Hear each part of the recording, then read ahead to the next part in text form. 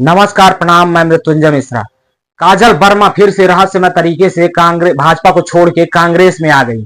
48 घंटे भी नहीं बीते थे कि काजल वर्मा फिर से कांग्रेस में वापसी करनी। आखिर क्या कारण हो सकता है? गंभीर आरोप लगाते हुए बीते दिनों जब राजनाथ सिंह की रैली, जब राजनाथ सिंह का सभा सीधी में थी, सीधी प्रवास में जब राजनाथ सिंह थे, सम्राट चौराहे में राजनाथ सिंह का सभा होता है, तब काजल वर्मा कांग्रेस के ऊपर ये आरोप लगाते हुए कांग्रेस में हमेशा उपेक्षित रहती हूं और कांग्रेस के ऊपर ये आरोप लगाते हुए कांग्रेस से त्यागपत्र दे दिया, इस्तीफा दे दिया और भाजपा में जाके कांग्रेस छोड़ के राजनाथ सिंह के हाथों सदस्यता ले लेती है भाजपा की। लेकिन 48 घंटे भी नहीं बीतते हैं और भाजपा में फिर से आरोप लगाते हुए फिर से कांग्रेस का दामन, फिर से कांग्रेस में वापसी कर लेती हैं। काजल वर्मा का कहना है कि मैं भाजपा की रीति नीति से प्रभावित होकर गई थी, लेकिन हमें कहां ले जा रहे थे हमें इसका पता नहीं था। क्या भाजपा आखिर इन्हें कहां ले जा रही थी? काजल वर्मा को काजल वर्मा ने क्या कुछ कहा है ये हम आपको सुनवाते हैं। लेकिन फिलहाल कि किस तरह से काजल वर्मा एक नाटकीय ढंग से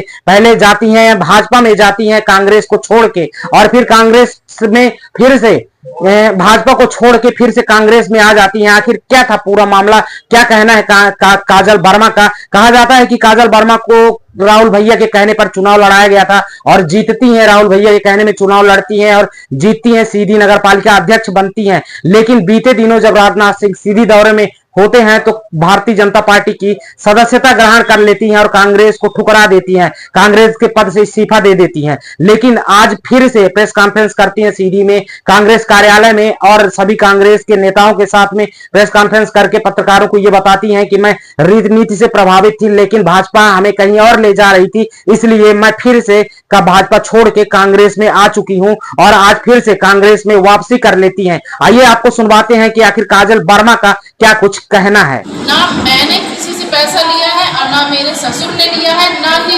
मेरे किसी घर के सदस्य ने लिया है। अगर आप लोग सोचते हैं कि मैंने पैसा लिया तो आप सबूत लेके आइए, चेक लेके आइए ना, आप कितने करोड़ मैंने लिए आप लेके आइए मेरे साथ कि मेरे ससुर ने चेक पे, किसने मेरे ससुर को दिए हैं पैसे।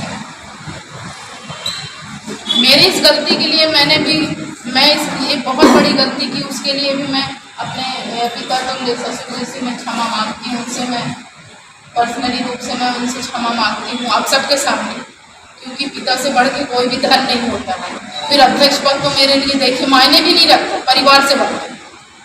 और मैं आप लोग के मन में कई सवाल आ रहे होंगे कि मैं गई, मुझे सच में नहीं पता था कि क्या होने वाला है, उनका टाइमिंग क्या है, क्या होने वाला है, क्या है। आपके मन में भी बहुत सवाल आ रहे थे, जैसे मेरे मन में सवाल आ रहे थे। 2 दिन मैंने कैसे बिताए, 3 दिन हमारे परिवार ने कैसे बिताए, हमारी 2 रात 3 रात कैसे गई घर के लोगों के साथ, तो हम लोग को पता है। आप सबको मैं धन्यवाद करती हूँ। और मैंने ये निर्णय जनता जनार्दन के लिए ही धमकाए के कारण मैं नगर पालिका सिर्फ विकास के लिए मैंने यह कदम उठाया था, लेकिन मुझे बिल्कुल भी नहीं पता था कि मुझे कहाँ ले जा रही है, क्या है। आपके जो सवाल उठ रहे हैं उनका जवाब है। आप ही बताइए, किसी के माध्यम से आप रक्षा मंत्री के कार्यक्रम में जाने के मकसद होगा, कोई तो बोला होगा कि आप आइए। मैंने आपकी बात पहले ही क्लियर कर दी कि मुझे पता भी नहीं था। मेरी उनसे लेकर था कि डॉक्टर रजनीश उनकी वजह से उनको मैं दीदी बोलती हूँ, मेरी उनसे मित्रता थी और कुछ भी नहीं। मुझे नहीं पता था कि वो मुझे भाजपा ज्वाइन करवाने लगे, लेकिन जाने के बाद ना मुझे पता चला। लगता है फिर से कहीं उलट होगा कि यथावत रहेगा। देखिए, मैं अभी नहीं सोच रही हूँ कि क्या होने वाला है क्या नहीं है। अगर मैं और आपसे 2 शब्द और कहना चाहती हूँ कि अगर मेरे जितने यहाँ पे कांग्रेस जन, सभी वरिष्ठ जन यहाँ पे बैठे हैं, अगर वो चाहेंगे कि लोकसभा के लिए और माननीय कमलेश्वर पटेल जी जो लोकसभा के प्रत्याशी हैं, उनके लिए मैं मेहनत करूं, वोट मांगूं कांग्रेस के लिए। अगर वो चाहते हैं पूरे समर्थन से, अगर हमारे पार्षद चाहते हैं तो ही मैं प्रचार करने जाऊँगी। अगर उनको ये लग रहा है कि मैं अगर भाजपा का साथ दूंगी तो मैं ये भी करने को तैयार हूँ कि मैं प्रचार करने जाऊँगी भी। अगर उनकी सहमति होगी तभी मैं जाऊँगी। आपके पार्षद, 13 पार्षद आप हैं, आपके अलावा पार्षदों की सहमति अब आपके साथ है? अभी तो पार्षद भी बहुत कम दिख रहे हैं।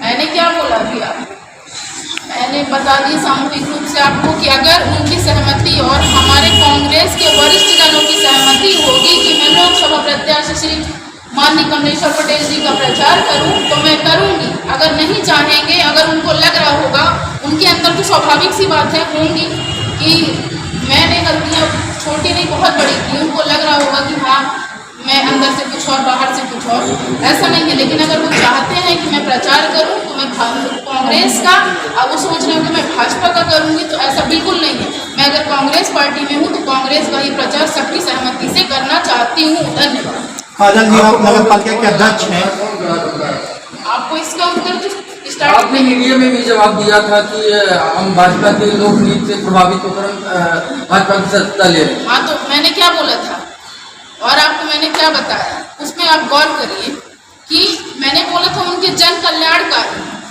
और जनता जनार्दन के विकास के लिए, ना कि मैं अपने अध्यक्ष पद को अहमियत दी, ना ही मैं पैसे को अहमियत दी। अब तो आप ये किसी प्रकार के दबाव से आप नहीं ले रही हैं, बोल रही हैं, किसी का दबाव तो नहीं है अब? क्यों दबाव रहेगा किसी का? वही कि अब तो किसी का दबाव नहीं है। उपेक्षित महसूस कर रही है कांग्रेस पार्टी, उसका आप ये बताइए, कोई डरा धमका अगर हमको पता नहीं चलेगा, सडनली हमारे साथ हो क्या रहा है, तो हम वहाँ पे क्या करें?